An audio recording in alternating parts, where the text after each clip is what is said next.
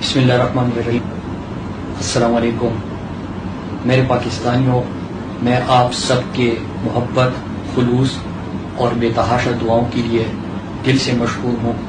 جو آپ لوگوں نے میری بیماری کے دوران میرے لیے مانگی۔ اس پیغام کو ریکارڈ کرنے کا مقصد یہ ہے کہ میں ان تمام پاکستانیوں کا اور بیرون ملک پاکستانی جتنے ہیں ان کا ذاتی طور پہ شکریہ ادا کر سکوں جو میرے صحت کے حوالے سے فکر مند تھے،